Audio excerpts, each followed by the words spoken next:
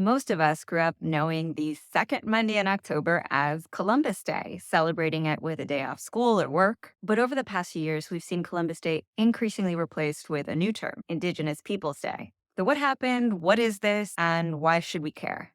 First, a little background on Columbus Day. Columbus Day has been an official federal holiday since the 1930s. Columbus and Columbus Day have traditionally been representative of the quote unquote founding of America. But the real history of Columbus Day is pretty interesting and not quite what we all learned in school. As some of us might remember from social studies class eons ago, Christopher Columbus was Italian, and recognizing Columbus Day as a federal holiday was actually the result of pressure and advocacy from Italian and Italian American communities in the US who wanted the government to recognize the role and the influence their culture and ancestors had played in American history. Now, this came at a time in the 1800s and early 1900s when there were huge waves of Italian immigrants settling in American cities. And many of those communities had experienced a lot of oppression and exclusion. And so they were seeking advocacy and representation and recognition as Americans by the government. However, lots of things have changed since then, and in particular, the history and our opinions of Christopher Columbus. First is the knowledge now that Christopher Columbus never actually founded America. Not only were there already people living here, the Native Americans, Christopher Columbus was also not even the first European to set foot on the land we now call the US.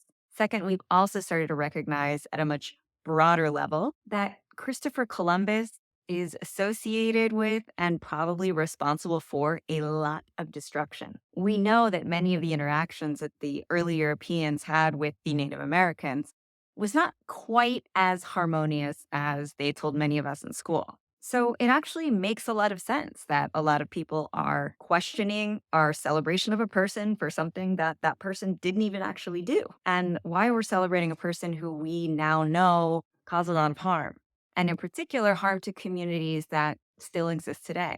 At the same time that many people are advocating that we stop honoring and celebrating Christopher Columbus with a federal holiday, many others have been advocating for more recognition and celebration of Indigenous people.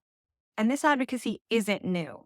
Indigenous and Native communities and their allies have been advocating for more recognition and remembrance for decades and decades, and in particular, advocating for the recognition and the remembrance that Indigenous populations and communities have suffered a tremendous amount of violence, oppression, and exclusion still today. And in fact, over the past 50 plus years, several states and cities across the country have been recognizing this day or other dates as Indigenous Peoples Day. But it was a big deal that in 2021, President Biden officially recognized Indigenous Peoples Day as the second Monday of October, the first president to issue such a proclamation. Today, it's not technically an official federal holiday, but as I mentioned, several cities and states across the country do recognize it as an official day. And there is currently legislation in Congress proposing that we officially replace Columbus Day with Indigenous Peoples Day as the federal holiday. And so, what actually happens on Indigenous Peoples Day? First, it's really important to recognize that the Indigenous or Native populations of the US are extraordinarily diverse. So their approaches and traditions of celebration can be really different.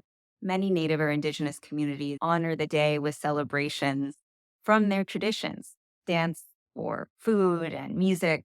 But for many, many others, Indigenous Peoples Day is an important day of protest.